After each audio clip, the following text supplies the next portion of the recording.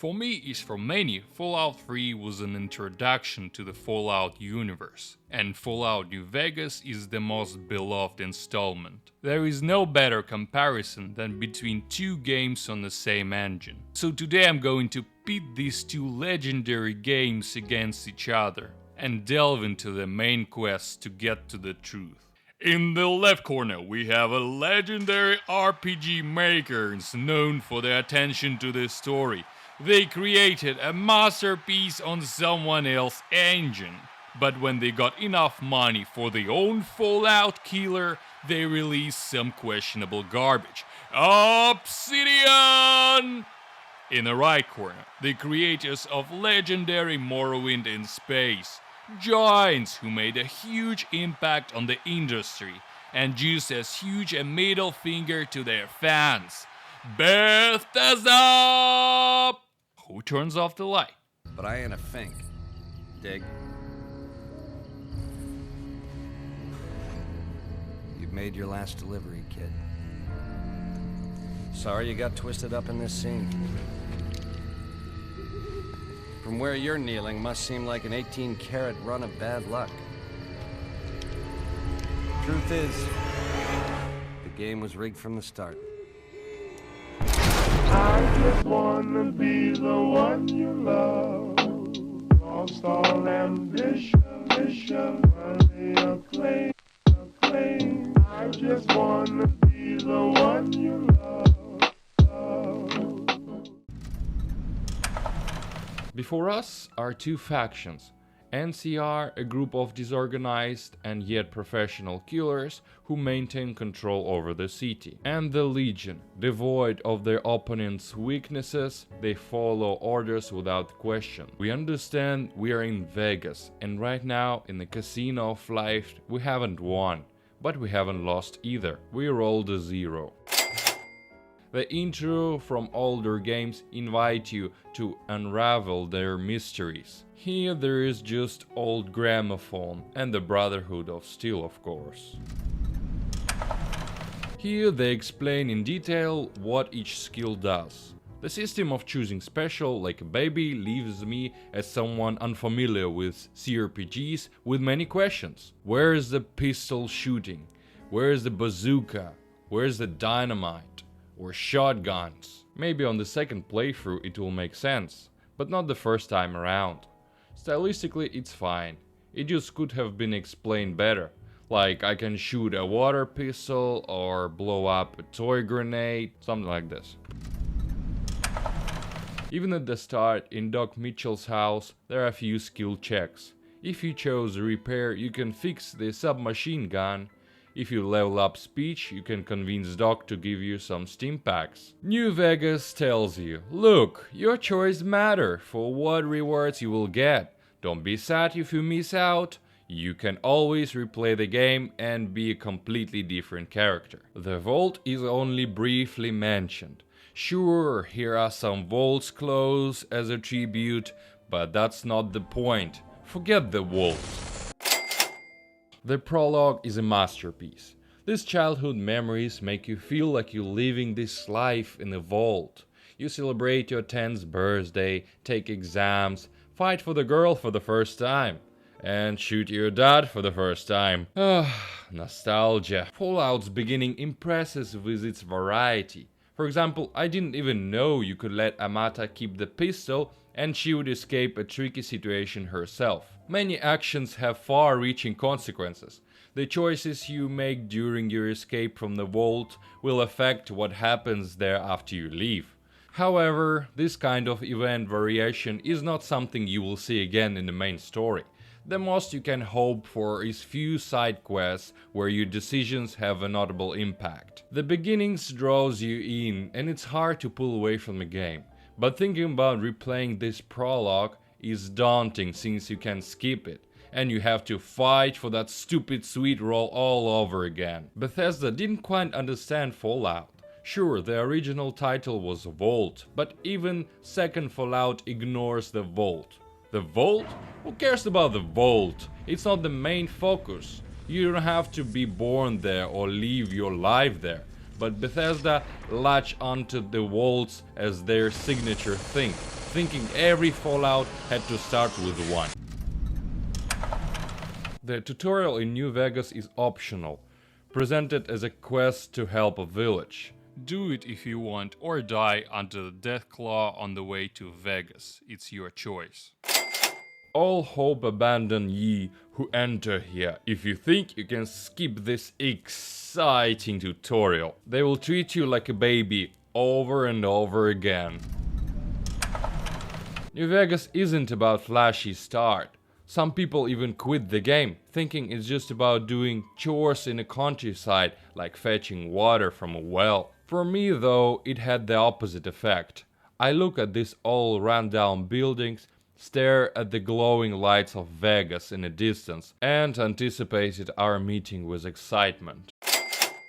I will never forget this blinding light and the vast wasteland that unfolds before us. You will never forget that. Sure, later you realize how empty the world is, but the first time you don't know that. At the first settlement I can choose whether to side with power gangers or the townspeople. The merchant says he's a businessman first. You tell him if you don't protect the town, there will be no business left. To which he agrees and supplies everyone with armor. The first town in Fallout 3 is just idiotic. A city built around an undetonated atom bomb. What could be safer?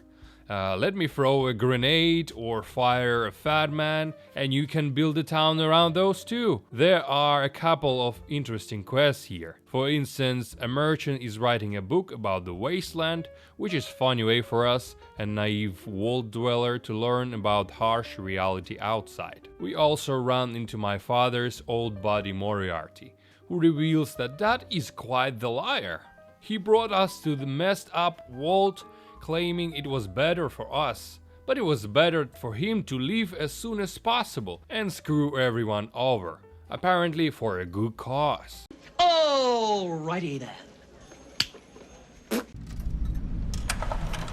We wipe out the powder gangers and realize this game has a very interesting reputation system. You can play as a pure angel character. You will have to pick sides. And it's not just some abstract divine karma. People will love or hate you locally, which makes sense. How would someone on the other side of Vegas know about me? The existing karma doesn't affect the gameplay much either. Karma in Fallout 3 is a completely useless system of judging player actions. The golden days are gone when you had to evaluate your actions based on your results. Why decide anything yourself when Uncle Todd has already decided? It just works. Who is good and who is evil. For example, if I walk into Megaton's bar, I can shoot a stranger in the face and get good karma without even knowing what he could have offered me. Take the super mutant Fox for instance. He lives in a cage and refuses to be my friend because I'm bad. Is it written on my face? Or the mercenary from Megaton who joins me if I'm a bad guy. How does he know I killed Butch's mom in a vault? We found out that bastard who shoot us has gone to Vegas, but everyone advises against going directly, warning about obstacles on my way. That's for young ones. Thought, I'm seasoned veteran, let's head straight to Vegas. Rat scorpions? Death claws? Cazador? I've developed a Pavlovian reflex to these bastards. When I see those terrifying yellow eyes, I'm starting to get really pissed off. Alright, we will go the long way, I won't argue. Only moving directly from quest to quest, with no real choice. Follow the instructions, do as you're told. You can cut short the search for your father and head straight to Vault 112.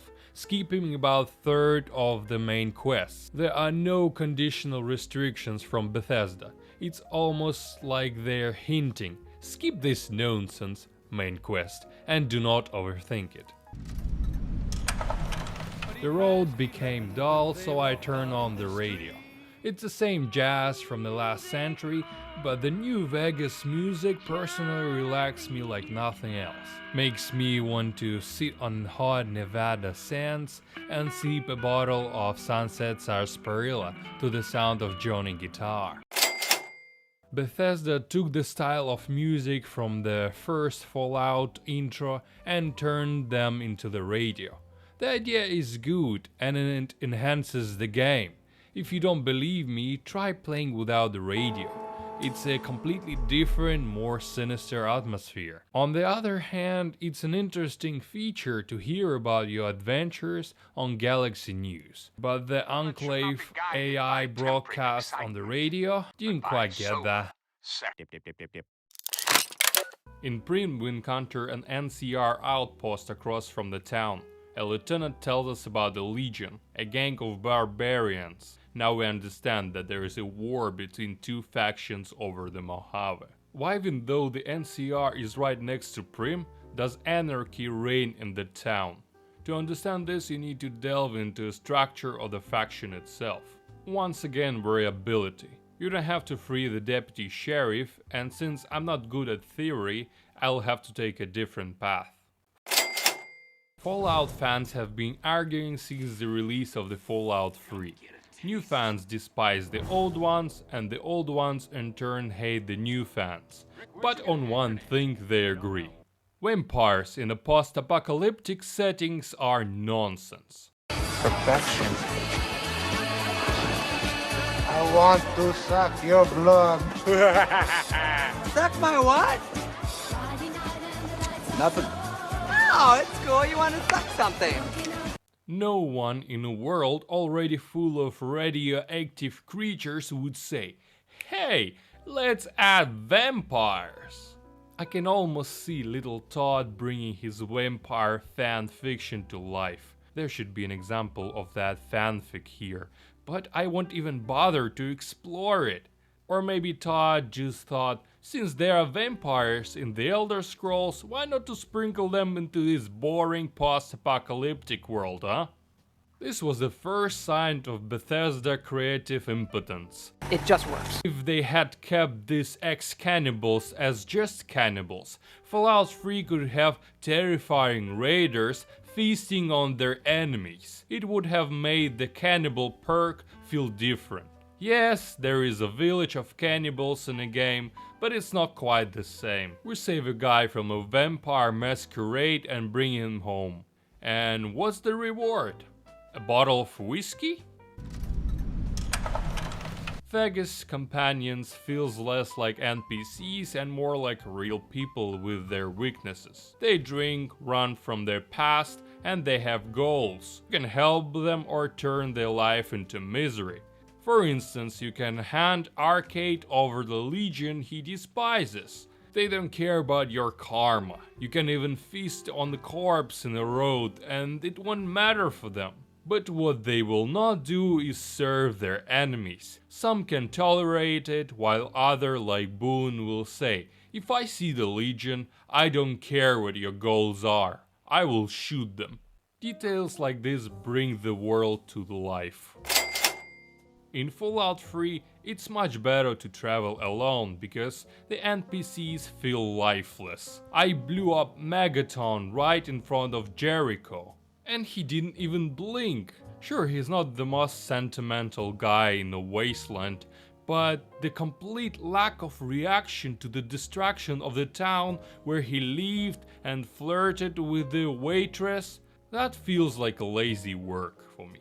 If we don't get close to the city, we will not get a single line of dialogue or even a comment. Nothing. Just an old man endlessly talking about cigarettes. On the way to Novak, we stumble upon a town consumed by fire. A happy guy runs by, yelling about his luck. Lottery, that's what lottery? Are you stupid? I'm hit. In the first building we find the second lottery winner. His prize is life, but with broken legs. My reputation precedes me and he recognizes me in fear. Are you fucking kidding me? First I get my leg smashed, and then in walks the Powder Ganger's Grim fucking Reaper. What the fuck have you got against us, man? Jesus fucking Christ! In the square we see people dying in agony, crucified on crosses. And then Vulpes Inculta appears, the Legion's spy. When I first played Vegas, I didn't pay him much attention, but now, understanding the atrocities the Legion had just committed, his calm, icy voice frightens me. He's like Martarian, emotionlessly spreading death. Vulpes introduces us to the Legion, the second faction. One detail that surprised me: if you kill Vulpes on the street and then go to Nipton, you will be met by his replacement, not as cold, but still chilling. It makes you realize that no one is irreplaceable, we are all just cogs in a vast machine. We arrive at Novak to find out where the great counts with a man in a checkered suit have gone. On the dinosaur we meet Sniper Boone. He asks to find his wife's killer. Again, a choice. We can bring absolutely anyone and Boone will shoot them. Even a disabled person. Boone, what kind of person are you? So it's up to our attention whether justice is served or not. In Megaton, a mysterious man asks us to plant a detonator to destroy a city that stands in his way. In a post-apocalyptic world where chaos is everywhere, it is a particular city that bothers his boss. I would understand if he did this out of greed, where people would choose to live in a pile of garbage, but free rather than under his rule, heavily taxed yet clean. But no, I wiped out the entire building and they didn't even blink. The quest remained active. At the entrance of Tenpenny Tower, we meet a ghoul, part of one of the most interesting quests in a wasteland. There are 3 possible outcomes here. You can help the local get rid of the bothersome ghouls, or you can help the ghouls enter the building through the 2 different ways.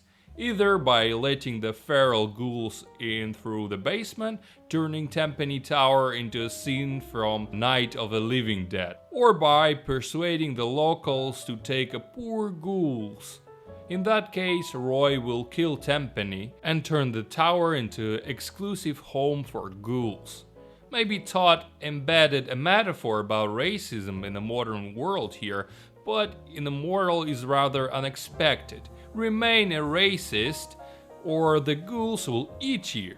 In fact, the quest shows the potential Fallout 3 could have had if were filled with a quest like that, where you seemingly to do the right thing but everything gets turned upside down. The Mad Prophet Nobark says very interesting things. On my first playthrough I didn't pay much attention to him because I knew nothing about Vegas. Now I understand that behind Nobark's nonsense lies the truth. For example, he talks about how 2 invisible chupacabras with an automatic weapon shoot some Brahmin, one more invisible than the other. It turns out it's a super mutant shadow with a minigun, but why is it 2-headed? If you know about the shadows, you will remember that many super mutants in the Mojave suffer from a split personality disorder due to overuse of Stealth Boy. He also says that there are ghosts of communists at RepCon who want to fly to the moon, which is also true. Boone takes everything from life. Right in his house. His wife is still sleeping there. Lie down, don't be shy. Following our father's trail, we meet the local radio DJ, and we beg him even though I've already blown up Megaton and driven the residents out of Tenpenny Tower. But we only have 1 line of dialogue. And where is Daddy? And why on earth was the father here? If he was previously focused only on his project, why the hell would he need the DJ? Did he decide to meet his childhood idol? Alright, character motivations here are a mess. You can skip this quest, but I decided to do it because I was sick of an Enclave radio. So it was in my interest to extend the broadcast range. It's the dish off the old Virgo 2 lunar lander in the Museum of Technology.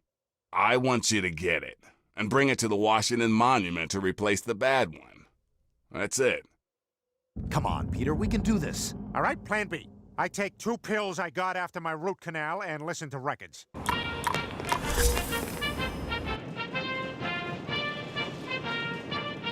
It's been 4 days. The DJ tells us that our father is interested in some Project Purity. And now father is hanging out with Dr. Lee in Rivet City. Oh well, off on the road again.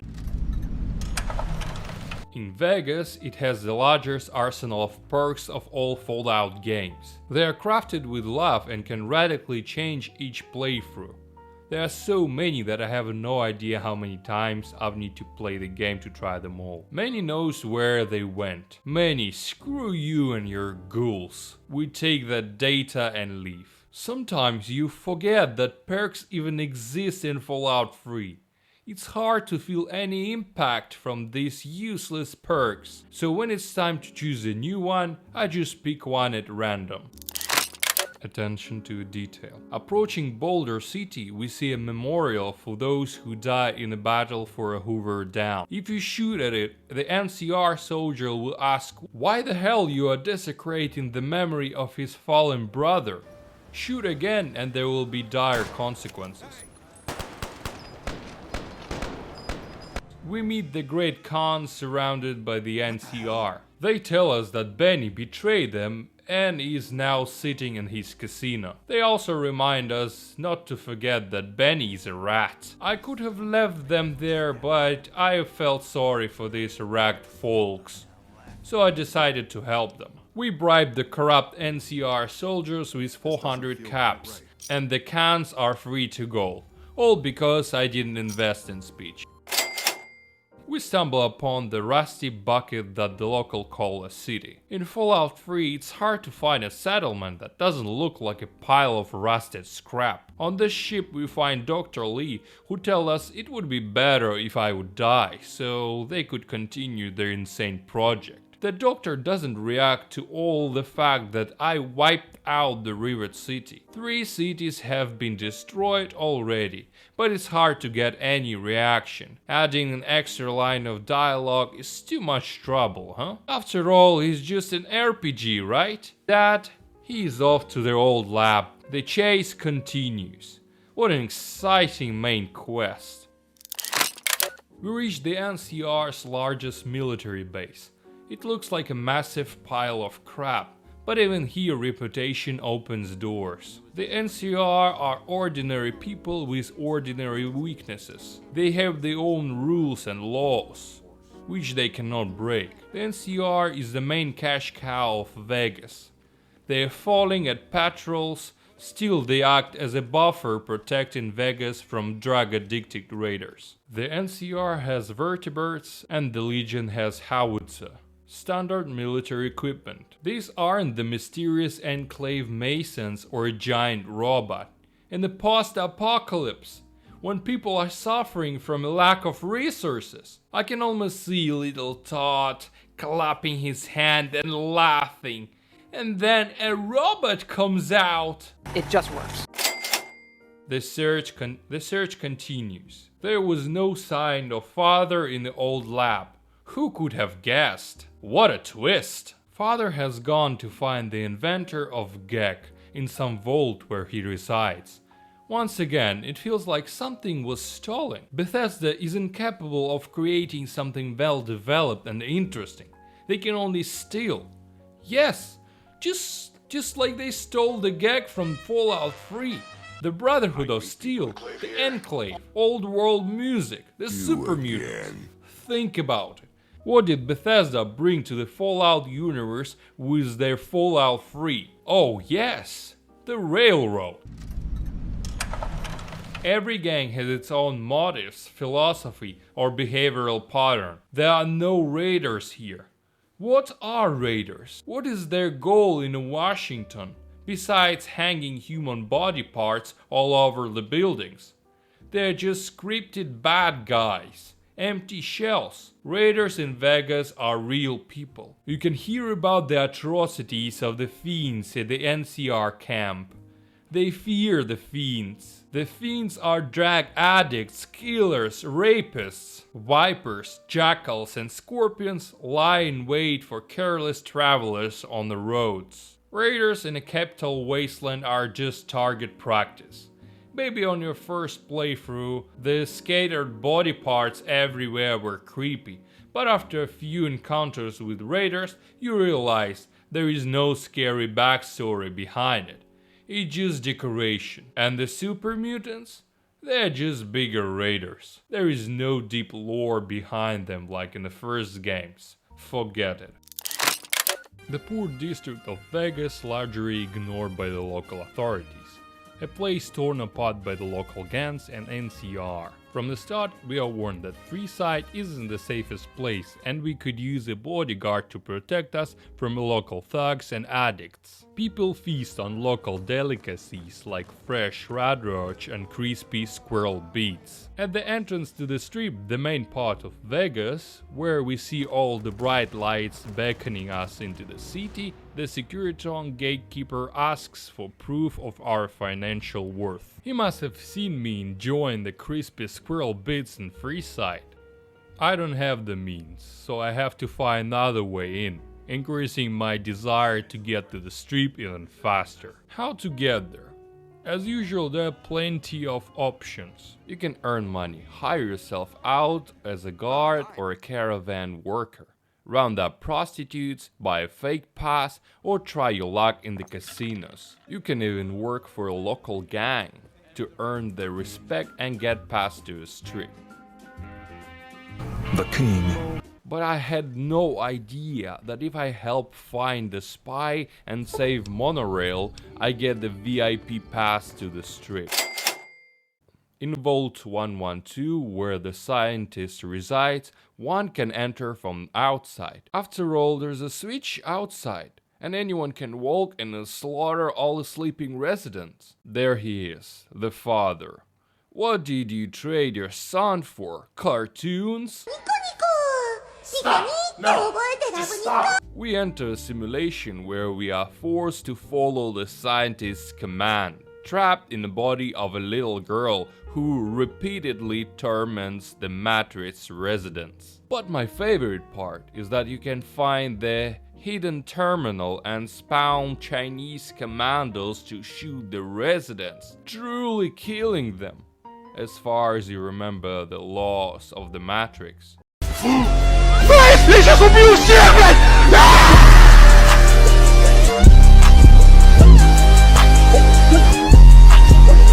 I even got a karma boost for my holy deed. We meet the father, but the questions we've had through the game have already been answered. There is no intrigue left. Even before encountering him, we already know his goals. So this meeting was anything but fruitful.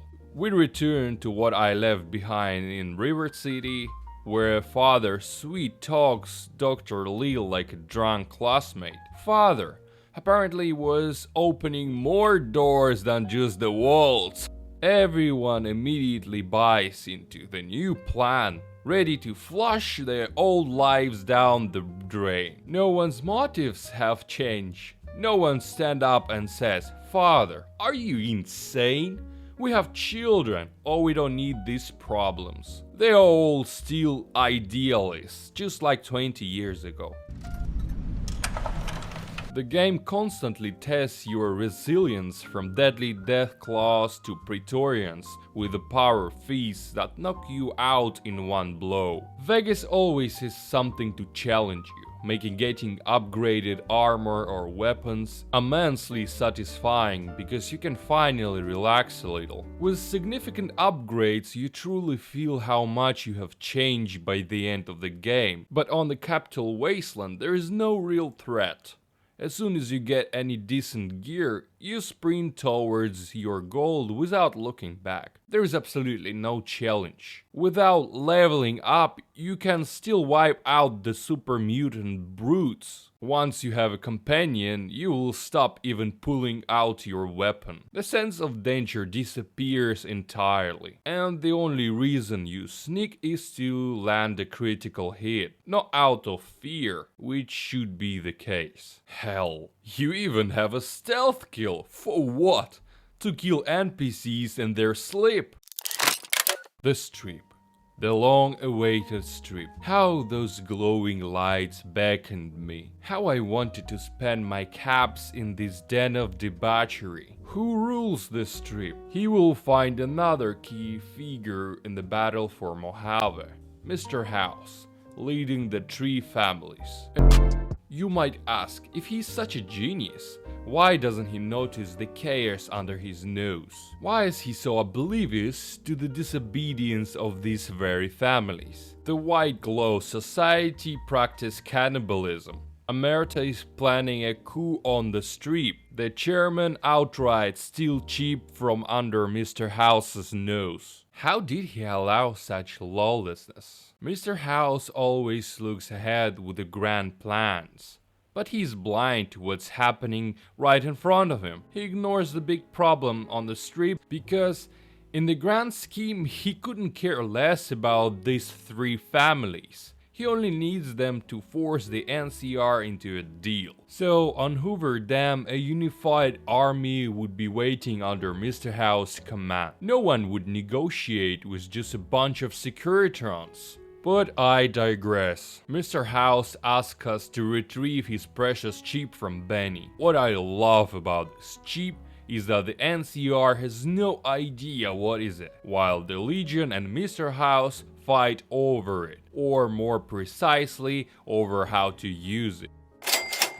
This manipulator talking about how he's such a caring father who wanted to leave us in this insane bowl, yet safe. Well, now that's your out, son. Go clear out the lab for us, because we are such fragile scientists and well, you've seen a lot on your journey, right? Sure, I blew up Megaton, but that was my choice. But here you don't have the right to refuse and say, "Father, take a hike." No, this is supposedly for our own good. You know what, Father? Go to hell with your grand plans. But alas, here the choice ends. Everyone's busy and I'm the only one without a finished degree. Turn on the pump? No problem. The pipe's clogged? Call me. Did you clean my pipes? No, I just checked your spray valve and tailpiece. Do you want to clean my pipes? Do you want me to clean your pipes? Replace fuses? Sure thing. I even majored in electrical engineering in Wasteland University. If only they showed us tinkering with robots or terminals as a kid with our father. But they didn't. So it raises questions. What can this kid from the vault actually do? Oh no. What an unexpected twist. The father's tragic fate. Why did you leave me? Why did you leave me? He left me with such warm memories.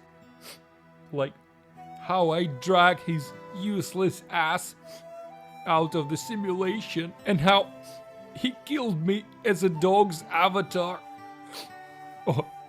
Remember how I clear out the lab for him or help fix the pumps? What a lot of crap you are. But I'm just angry. I'm just mad because you left the vault for some bread and never came back. But I will leave. I will leave for your damn project. As we enter the Citadel, Dr. Lee starts whining like a spoiled child, demanding help. The moment they let us in, she tells us to not trust them. They are the Brotherhood of Steel after all. You are just crying at their doorstep. Quite the manipulative team you've gathered with Father. Revenge. And here it is. The very casino where my killer resides. The very quest that propelled me through the desert. Revenge. Oh, sweet revenge.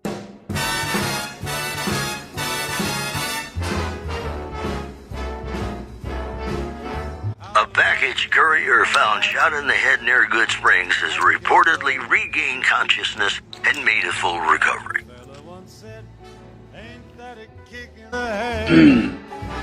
Now, the most interesting part, what I love about New Vegas, is that you can skip this entirely. Just ignore the quest and side with the NCR, since they have no idea what's going on. You could never meet Benny.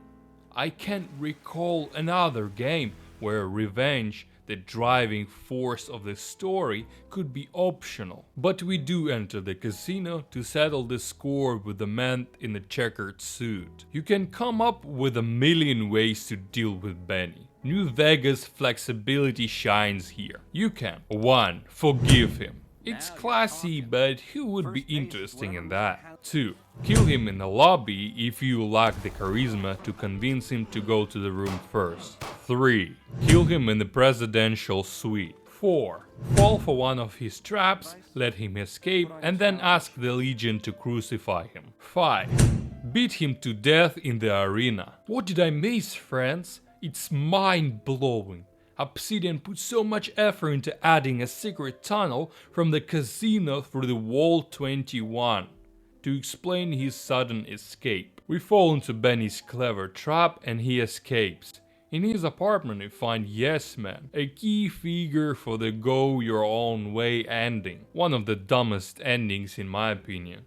There are massive structures that understand governance, and then there is us. Poof! Independent Vegas. Vegas was independent in the hands of barbarians until Mr. House woke up, but this option adds 300 points to the Gryffindor. In the end, you realize Benny cared more about his plans than his own survival, and his cunning schemes ultimately led to his downfall. Somehow, the desire for revenge fades.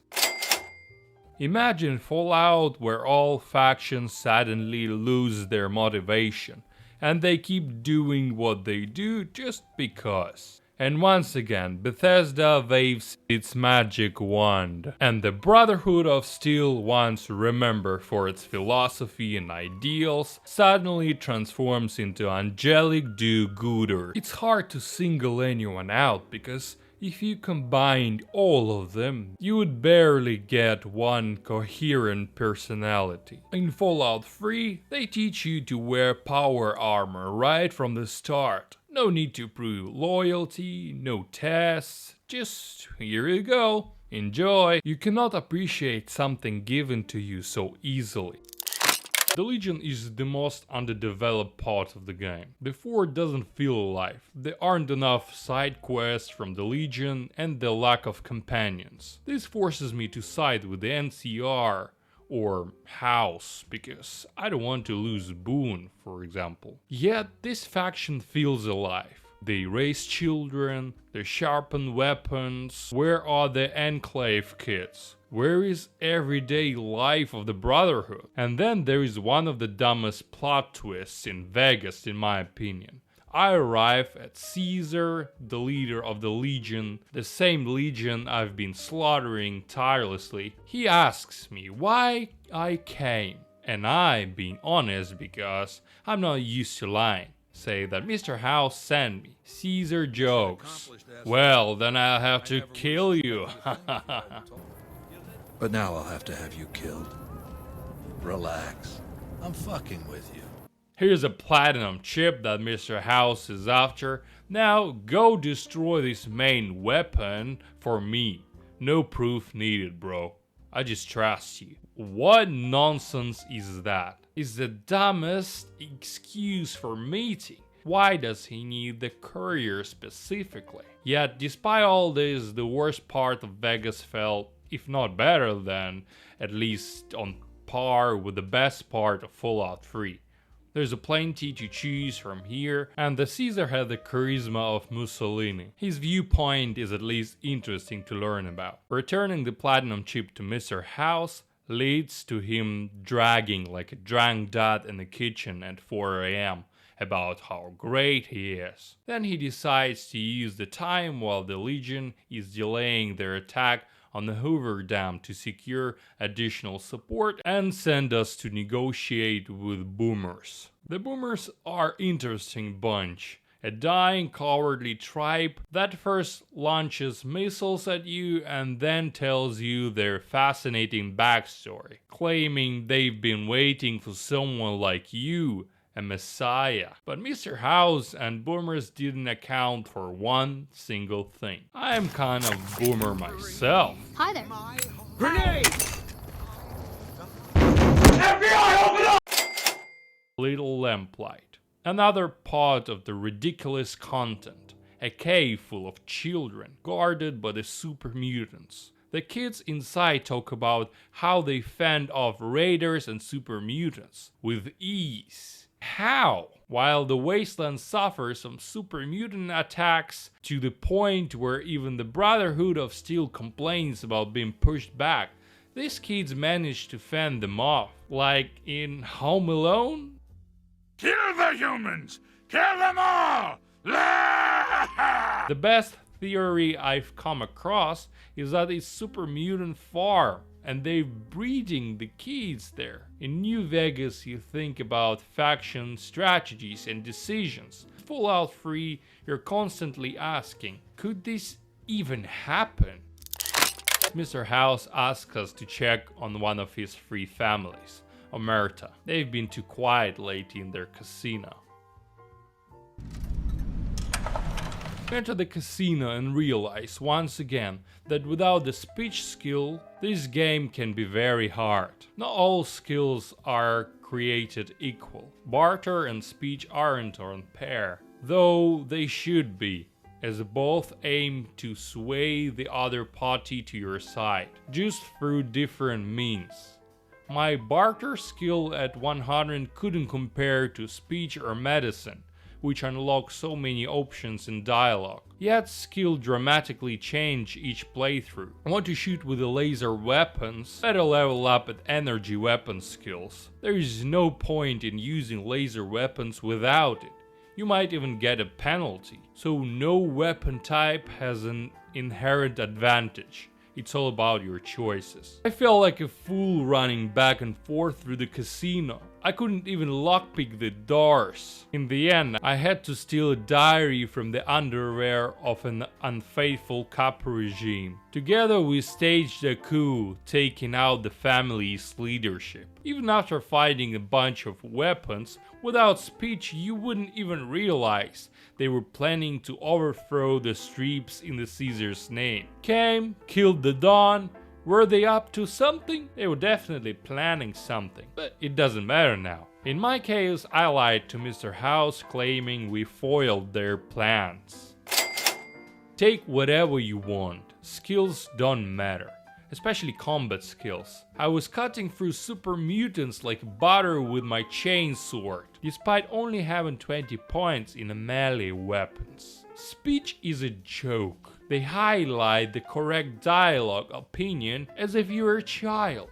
There is no point in leaving speech since it all comes down to luck anyway. Just put everything into lockpicking and signs so you can open all doors. In a vault with a gag, we met a super mutant, folks. But was Bethesda thinking by adding an invincible character in the game where radiation is the main threat? It just works. But we'll get back to that later.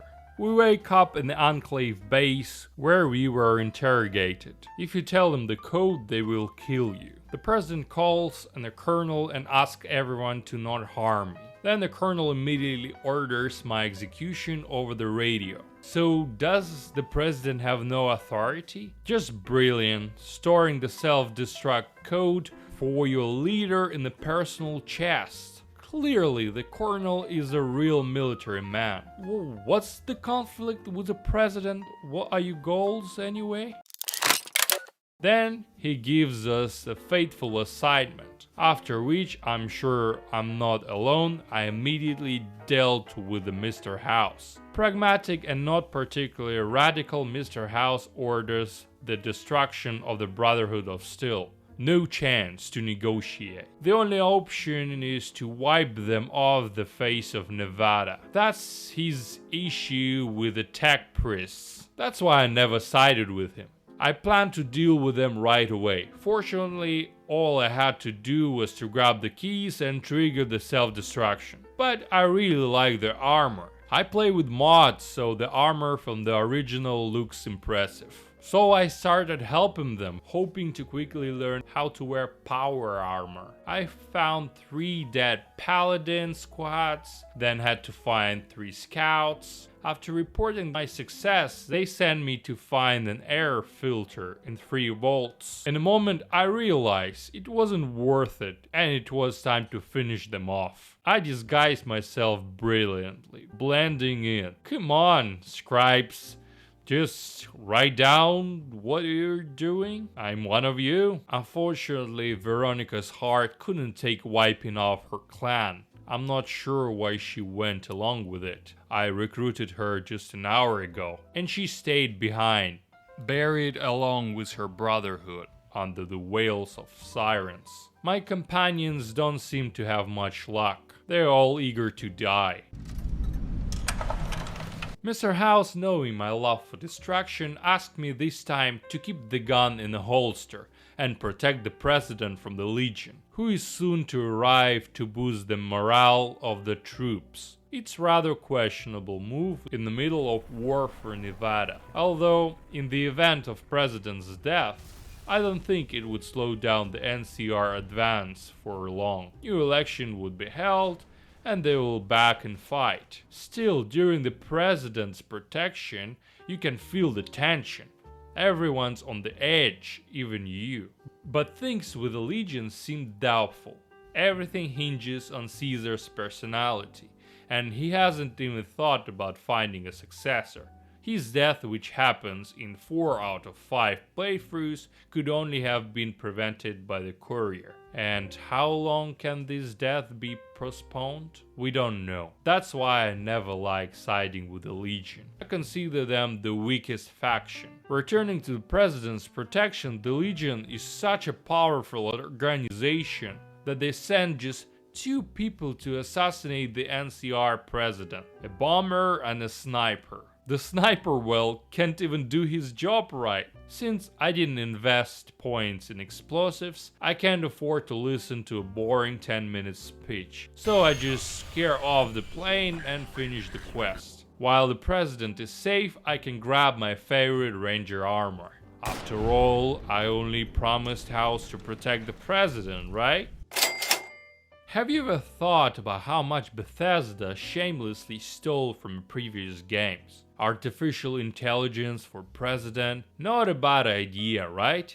But even here, Ted Garrett, Master Thief, couldn't resist. Remember the supercomputer Zax from the first Fallout, with whom you could play chess and have philosophical discussions? Well, here we go again. One of these thinking supercomputers is our great President, John Henry Eden.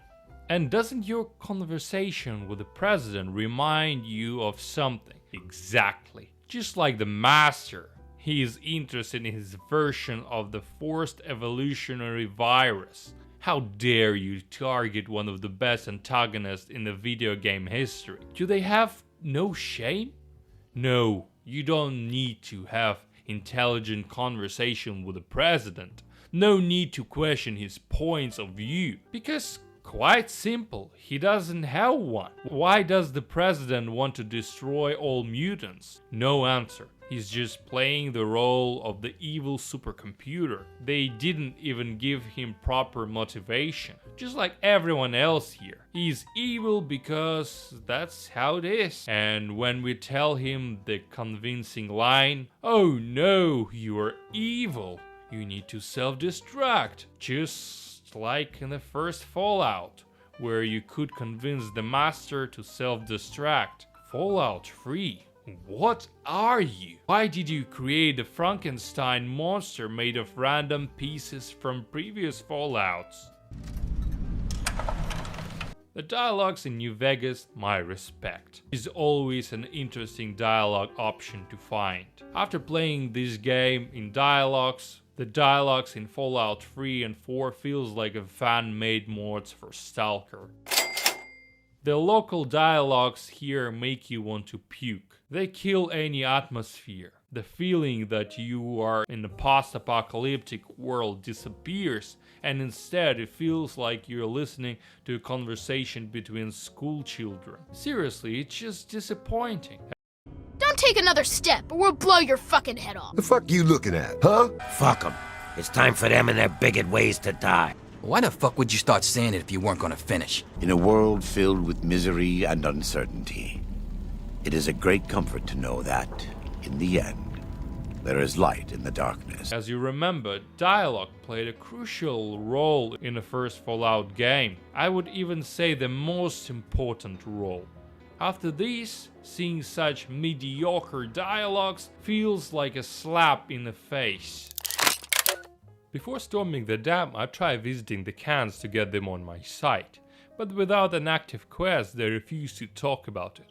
Even after I killed their leader, they didn't change sides and still supported the Legion. Mr. Howe's final task was to install the chip at the dam where NCR soldiers let me through without questions. We get to the Legate, I left Boone behind and didn't use Steam packs. I hadn't strained much in the game, but here I had to sweat. I died a lot. At one point the Legate faltered and I thought, that's it. He's done for. But no, that's when the real fight began. He started bombarding me with grenades. Then the immortal Mr. House began chasing me, and I discovered that the Securitrons in the background weren't real. It was obvious, but I still wanted to check. So the Colonel ran off, and his motivation is, well, yeah, but who cares, really? Back to the Brotherhood of Steel. They say we need to act.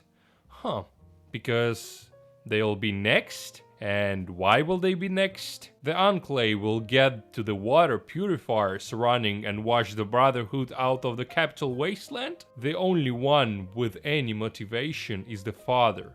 He did it for the sake of God. They even invite me into the Pride. How honored I am. One of the most prestigious rank you can achieve. For what merits? What have I done for you? All I'm doing chasing the Father's dream of becoming Hokage, I don't know. And I must confess, I just whipped out half of your Brotherhood with folks for fun.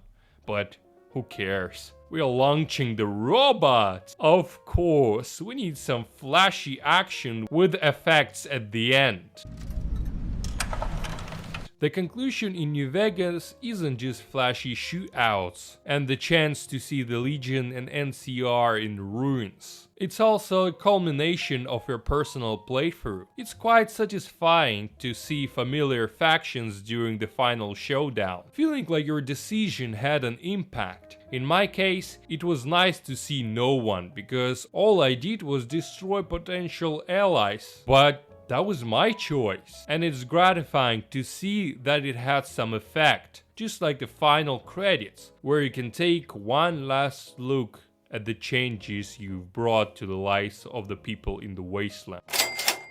Finally, we get answers to all the questions. In my conversation with the Colonel, I decided to show mercy and let him go. But my eyes fell on the command post where my father died. Despite my promise to let him go, in a fit of rage, I killed the Colonel. But for some reason, this whining idiot still thought I let him go. Look at the floor, damn it! You were standing on his remains. Despite his short appearance, the Colonel seems at least somewhat developed, unlike absolute everyone else in Fallout 3. The Colonel disagrees with the President's insane plan and decides that his people need saving, not poisoning. Even if they're mutants, he shows humanity. We see the inner conflict between the soldier and a human being. And when I ask him why he's doing this, the colonel says that with the purified water, new records will line up, and that's new resources for Enclave. Finally, something. A small drop in this desert of madness and church pomp. And finally, here it is. The dumbest ending you can think of, because it's unfair to consider the DLC Brotherhood of Steel the true ending. Here's the ending the developers gifted us, and it no longer matters whether Brotherhood DLC was planned in advance or Bethesda was spooked by a collective facepalm and the question, why the hell can't a mutant or a ghoul take our place? Any other examples where developers create obstacles for themselves by giving a companion who suddenly talks about fate, saying it's not his destiny to activate the gag, yet it was your destiny from the beginning to pull the gag out of the radiation. Why give such a companion at all? Or just kill him off when he approaches the gag? There are tons of options. Bethesda always chooses the path of least resistance, where they can simply block an inconvenient opinion, and when asked why, reply, it's just fate.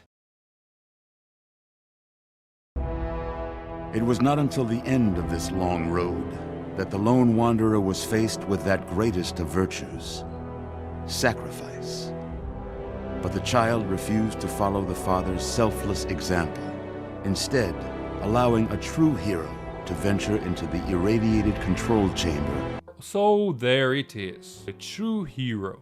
And who cares what you have done before this? If you don't want to sacrifice your life for your father's dream, then you are a rotten person. That's the choice at the end. Genocide or no genocide. Die or don't die.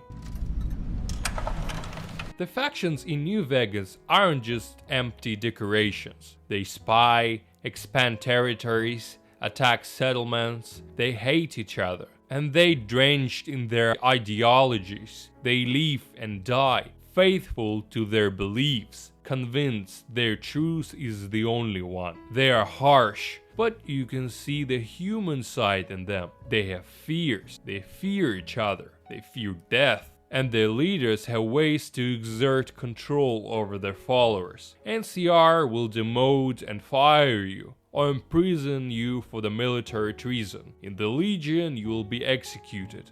Mr. House, on the other hand, choose not to rely on human resources at all.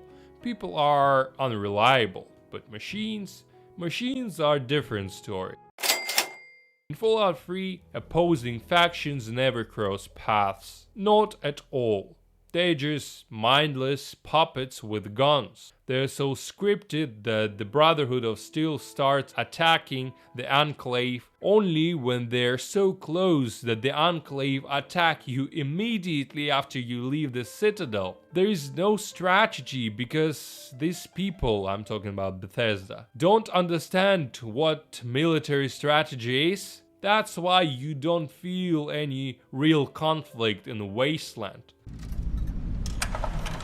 In open world, the main quest acts as a kind of conditional guide from point A to point B, and Vegas handled this conditionality brilliantly. The main quest introduces you to the situation in the Wasteland. As you progress, you become immersed in the faction you've aligned with, learn their motives, their negative traits, and their shortcomings. You also discover how much the faction despise each other. There is no sense of being dragged through the story. Kill or spare whoever you wish. The only character unavailable at the start is Caesar. During Fallout 3's main quest, you realize one thing. This grand goal of pure water matters only to your father and those who need it. But Who needs it? Do you see suffering and dehydrated cities? In the wasteland, everyone seems to be doing fine. So much so that no one in Megaton even notices the water leaks from the pipes or bother to fix it. Perhaps Tempany Tower? They are more concerned with ghouls. They have got clean water running from the taps. Maybe River City? They couldn't care less about water. They're obsessed with finding the android. Maybe the children in the Little Lamplight? Or raiders? Does the Brotherhood of Steel need this damn water? Enclave? No one cares. Water is seen as just another resource, but there are some who do crave clean water, and those are probably our father's followers, the homeless. They are the only visible indicator of the wasteland's need for water, so there is no real need. But there is something else I never found in a capital wasteland. While store shelves are full of water, what do people eat? It remains a mystery. I'm not talking about iguana steaks, which could hardly meet a wasteland's huge need for food. There is no food, you fool. You learned the wrong part of the Bible. Nothing grows on the scorched earth, and no one raises Brahmin. And what would they eat, since nothing grows? It's completely unclear what the local survives on. Expired 200 years old sugar bombs? People need food, and in large quantities. And instead of transforming vast tracts of land to grow food, you focused on water. 10 out of 10 scientists. How much did you contribute to the plot? Since the Enclave and the Brotherhood of Steel fight over their same goal, to be the first to reach the water purifier, which will work either way. No matter which side you choose, clean water will appear in the wasteland. Now, what's the point of playing through this plot? What was it all for? Both factions are aiming for the same goal. Vegas was sent by the gods to this planet. So you need to play at least 4 times to see every ending. On top of that, there are mini endings. It's always interesting to see what mark you've left on the Mojave. Let's agree, 3 wasn't made to be played more than once. The story can be turned around in a meaningful way, and you can't have a substantial impact on it. The atmosphere of the toxic desert where everyone is ready to cut each other's throats for a handful of bottle caps. Don't be fooled by a barren appearance. Beneath every stone lies the life, strength and ambitions of the Mojave's inhabitants. Once you understand how lovingly New Vegas was created, you won't stop until you explore absolutely everything. And when you realize that this game was made in the critical time frame of 18 months, you see what an incredible achievement it is. Fallout 3 looks impressive. You can feel the post-apocalyptic wasteland atmosphere through the screen. Everything around you feels abandoned and hostile. However, once you begin to realize how little there is to find. If someone told me that Bethesda once again used procedural generation to create levels like they did in Daggerfall, I would believe it 100%. Because if you decide to risk your time and find an interesting spot hidden from a praying eyes, the game might reward you with 2 bottle caps and a single 10mm bullet. There is no interesting story here, so you just want to leave the game as quickly as possible. As you progress, you realize one thing. Everything around you is a complete degenerate. Right after leaving the vault, you meet people who live next to the bomb, engage in a superhero gunfights, live in a rusting cans, or worse, live with 2 naked women in the middle of the city full of super mutants. Children who live next to the super mutants, barricaded by sticks and garbage, factions that fight for unclear reasons. The dialogues are so naive that even 4th grader wouldn't believe them, let alone the wasteland's inhabitants, for whom every day could be their last. What's the point of this? Don't people already know that Vegas is better than Fallout 3? Remember the ambiguous choice of the sheriff in a junk town. It might seem that the casino owner Gizmo is a cunning bastard.